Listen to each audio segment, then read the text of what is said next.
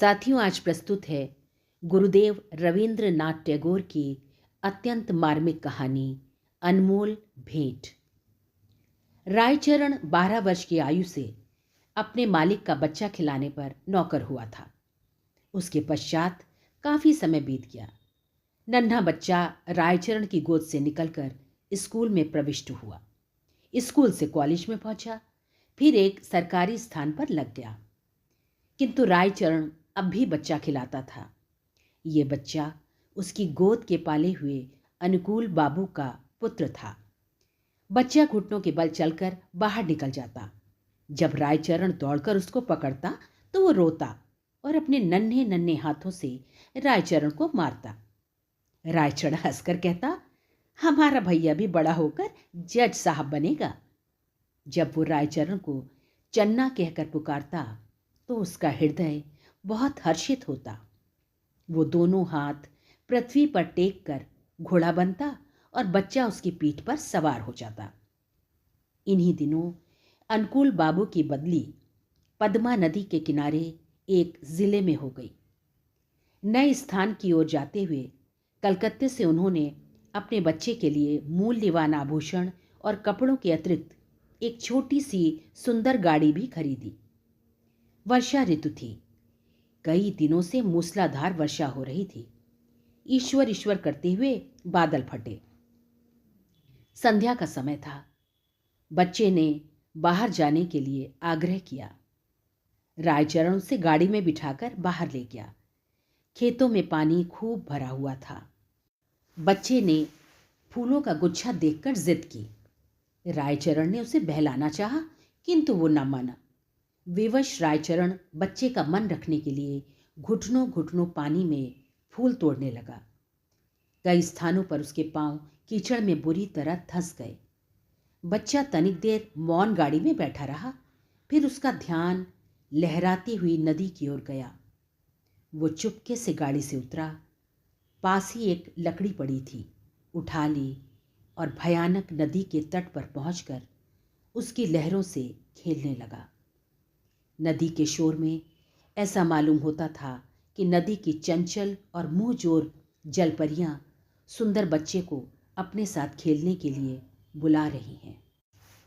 रायचरण फूल लेकर वापस आया तो देखा गाड़ी खाली है। उसने इधर उधर देखा, पैरों के नीचे से धरती निकल गई। पागलों की भांति चहुं ओर देखने लगा। वो बार बार बच्चे का नाम लेकर पुकारता, लेकिन उत्तर में चन्ना की मधुर ध्वनि न आती थी। चारों ओर अंधेरा छा गया। बच्चे की माता को चिंता होने लगी। उसने चारों ओर आदमी दौड़ाए। कुछ व्यक्ति लालटेन लिए हुए नदी के किनारे खोज करने पहुंचे। रायचरण उन्हें देखकर उनके चरणों में गिर पड़ा। उन्होंने उससे प्रश्न करने आरंभ किए, किंतु वो प्रत्येक प्रश्न के उत्तर में यही कहता, मुझे कुछ मालूम नहीं। यद्यपि प्रत्येक व्यक्ति की यह सम्मति थी कि छोटे बच्चे को पद्मा नदी ने अपने आंचल में छिपा लिया है, किंतु फिर भी हृदय में विभिन्न प्रकार की शंकाएं उत्पन्न हो रही थी। एक ये कि उसी संध्या को निर्वासितों का एक समूह नगर से गया था और मां को संदेह था कि रायचरण ने कहीं बच्चे को निर्वासित के हाथों न भेज दिया हो। वो रायचरण को अलग ले गई और उससे विनती करते हुए कहने लगी, रायचरण, तुम मुझसे जितना रुपया चाहे ले लो, किंतु परमात्मा के लिए मेरी दशा पर तरस खाकर मेरा बच्चा मुझको वापस कर दो। परंतु रायचरण कुछ उत्तर न दे सका, केवल माथे पर हाथ मारकर मौन हो गया। स्वामिनी ने क्रोध और आवेश की दशा में उसको घर से बाहर निकाल दिया। अनुकूल बाबू ने पत्नी को बहुत समझाया, किंतु माता के हृदय से शंकाएं दूर न हुई। वो बराबर यही कहती रही कि मेरा बच्चा सोने के आभूषण पहने हुए था। अवश्य इसने। रायचरण अपने गांव वापस चला आया। उसके कोई संतान न थी और ना ही संतान होने की कोई संभावना थी, किंतु साल की समाप्ति पर उसके घर पुत्र ने जन्म लिया। परंतु पत्नी सूतिका गृह में ही मर गई। घर में एक विधवा बहन थी। उसने बच्चे के पालन पोषण का भार अपने ऊपर लिया। जब बच्चा घुटनों के बल चलने लगा, वो घर वालों की नज़र बचाकर बाहर निकल जाता। रायचरण जब उसे दौड़ कर पकड़ता तो वो चंचलता से उसको मारता। उस समय रायचरण के नेत्रों के सामने अपने उस नन्हे मालिक की सूरत फिर आ जाती, जो पद्मा नदी की लहरों में लुप्त हो गया था। बच्चे की जबान खुली तो वो बाप को बाबा और बुआ को मामा इस ढंग से कहता, जिस ढंग से रायचरण का नन्हा मालिक बोलता था। रायचरण उसकी आवाज से चौंक उठता। उसे पूर्ण विश्वास था कि उसके मालिक ने उसके घर में जन्म लिया है। इस विचार को निर्धारित करने के लिए उसके पास 3 प्रमाण थे। एक तो ये कि वो नन्हे मालिक की मृत्यु के थोड़े ही समय पश्चात उत्पन्न हुआ। दूसरे ये कि उसकी पत्नी वृद्ध हो गई थी और संतान उत्पत्ति की कोई आशा न थी। तीसरे ये कि बच्चे के बोलने का ढंग और उसकी संपूर्ण भाव भंगिमाएं नन्ही मालिक से मिलती जुलती थी। वो हर समय बच्चे की देखभाल में संलग्न रहता। उसे भय था कि उसका नन्हा मालिक फिर कहीं गायब न हो जाए। वो बच्चे के लिए एक गाड़ी लाया और अपनी पत्नी के आभूषण बेचकर बच्चे के लिए आभूषण बनवा दिए। वो उसे गाड़ी में बिठाकर प्रतिदिन वायु सेवन के लिए बाहर ले जाता था। धीरे धीरे दिन बीतते गए और बच्चा सयाना हो गया, परंतु इस लाड़ चाव में वो बहुत बिगड़ गया था। किसी से सीधे मुंह बात न करता। गांव के लड़के उसे लाट साहब कहकर छेड़ते। जब लड़का शिक्षा योग्य हुआ तो रायचरण अपनी छोटी सी जमीन बेचकर कलकत्ता आ गया। उसने दौड़ धूप करके नौकरी खोजी और फलन को स्कूल में दाखिल करवा दिया। उसको पूर्ण विश्वास था कि बड़ा होकर फलन अवश्य जज बनेगा। होते होते अब फलन की आयु 12 वर्ष हो गई। अब वो खूब लिख पढ़ सकता था। उसका स्वास्थ्य अच्छा और सूरत शक्ल भी अच्छी थी। उसको बनाव श्रृंगार की बड़ी चिंता रहती थी। जब देखो दर्पण हाथ में लिए बाल बना रहा है। वो अपव्ययी भी बहुत था। पिता की सारी आय व्यर्थ की विलास सामग्री में व्यय कर देता। रायचरण उससे प्रेम तो पिता की भांति करता था, किंतु प्रायः उसका बर्ताव उस लड़के से ऐसा ही था जैसे मालिक के साथ नौकर का होता है। उसका फलन भी उसे पिता न समझता था। दूसरी बात यह थी कि रायचरण स्वयं को फलन का पिता प्रकट भी न करता था। छात्रावास के विद्यार्थी रायचरण के गंवारपन का उपहास करते और फलन भी उन्हीं के साथ सम्मिलित हो जाता। रायचरण ने जमीन बेचकर जो कुछ रुपया प्राप्त किया था वो अब लगभग सारा समाप्त हो चुका था। उसका साधारण वेतन फलन के खर्चों के लिए कम था।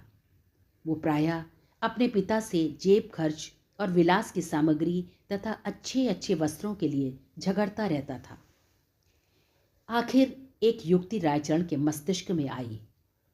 उसने नौकरी छोड़ दी और उसके पास जो शेष रुपया था फलन को सौंप कर बोला, फलन, मैं एक आवश्यक कार्य से गांव जा रहा हूं, बहुत जल्द वापस आ जाऊंगा।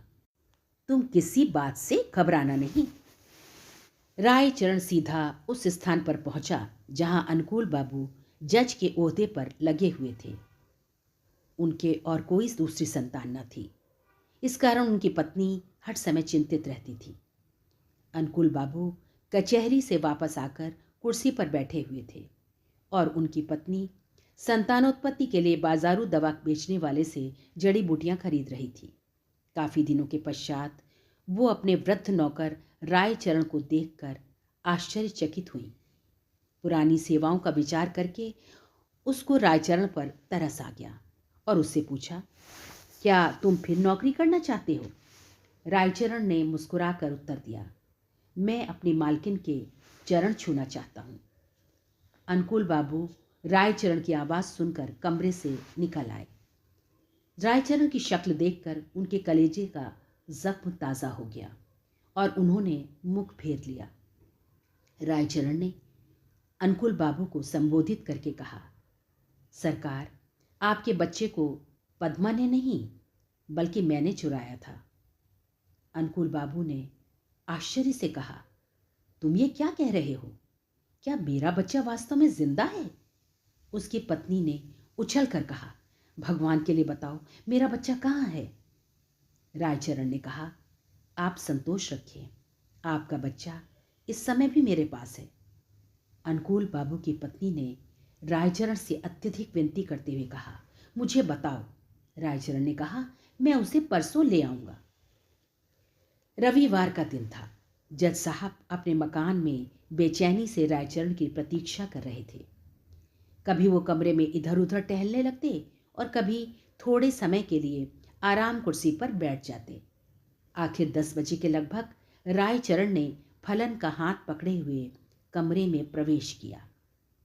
अनुकूल बाबू की घरवाली फलन को देखते ही दीवानों की भांति उसकी ओर लपकी और बड़े जोर से गले लगा लिया। उनके नेत्रों से अश्रुओं का समुद्र उमड़ पड़ा। कभी वो उसको प्यार करती, कभी आश्चर्य से उसकी सूरत तकने लग जाती। फलन सुंदर था और उसके कपड़े भी अच्छे थे। अनुकूल बाबू के हृदय में भी पुत्र प्रेम का आवेश उत्पन्न हुआ, किंतु जरा सी देर के बाद उनके पितृ प्रेम का स्थान कानून भावना ने ले लिया और उन्होंने रायचरण से पूछा, भला इसका प्रमाण क्या है कि ये बच्चा मेरा है? रायचरण ने उत्तर दिया, इसका उत्तर मैं क्या दूं सरकार? इस बात का ज्ञान तो परमात्मा के सिवाय और किसी को नहीं हो सकता कि मैंने ही आपका बच्चा चुराया था। जब अनुकूल बाबू ने देखा कि उनकी पत्नी फलन को कलेजे से लगाए हुए हैं तो प्रमाण मांगना व्यर्थ था। इसके अतिरिक्त उन्हें ध्यान आया कि इस गंवार को ऐसा सुंदर बच्चा कहाँ मिल सकता था और झूठ बोलने से क्या लाभ हो सकता है। सहसा उन्हें अपने वृद्ध नौकर की बेध्यानी याद आ गई और कानूनी मुद्रा में बोले, रायचरण, अब तुम यहाँ नहीं रह सकते। रायचरण ने ठंडी उसास भरकर कहा, सरकार, अब मैं कहाँ जाऊँ? बूढ़ा हो गया हूँ, अब मुझे कोई नौकर भी न रखेगा। भगवान के लिए अपने द्वार पर पड़ा रहने दीजिए।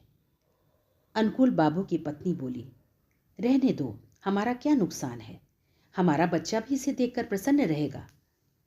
किंतु अनुकूल बाबू की कानूनी नस भड़की हुई थी। उन्होंने तुरंत उत्तर दिया, नहीं, इसका अपराध बिल्कुल क्षमा नहीं किया जा सकता। रायचरण ने अनुकूल बाबू के पांव पकड़ते हुए कहा, सरकार, मुझे ना निकालिए, मैंने आपका बच्चा नहीं चुराया था, बल्कि परमात्मा ने चुराया था। अनुकूल बाबू को गंवार की इस बात पर और भी अधिक क्रोध आ गया। बोले, नहीं, अब मैं तुम पर विश्वास नहीं कर सकता, तुमने मेरे साथ कृतज्ञता की है। रायचरण ने फिर कहा, सरकार, मेरा कुछ अपराध नहीं। अनुकूल बाबू त्योरियों पर बल डालकर कहने लगे, तो फिर किसका अपराध है? रायचरण ने उत्तर दिया, मेरे भाग्य का। परंतु शिक्षित व्यक्ति भाग्य का अस्तित्व स्वीकार नहीं कर सकता। फलन को जब मालूम हुआ कि वो वास्तव में एक धनी व्यक्ति का पुत्र है तो उसे भी रायचरण की इस चेष्टा पर क्रोध आया कि उसने इतने दिनों तक क्यों उसे कष्ट में रखा। फिर रायचरण को देखकर उसे दया भी आ गई और उसने अनुकूल बाबू से कहा, पिताजी, इसको क्षमा कर दीजिए। यदि आप इसको अपने साथ नहीं रखना चाहते तो इसकी थोड़ी पेंशन कर दें। इतना सुनने के बाद रायचरण अपने बेटे को अंतिम बार देखकर अनुकूल बाबू की कोठी से निकलकर चुपचाप कहीं चला गया। महीना समाप्त होने पर अनुकूल बाबू ने रायचरण के गांव कुछ रुपया भेजा, किंतु मनी ऑर्डर वापस आ गया, क्योंकि गांव में अब इस नाम का कोई व्यक्ति न था। साथियों, ये कहानी यहीं समाप्त होती है। यदि आपको मेरा वाचन पसंद आ रहा है तो कृपया मेरे चैनल को सब्सक्राइब करें तथा शेयर भी करें और बेल आइकॉन ज़रूर दबाएं। धन्यवाद।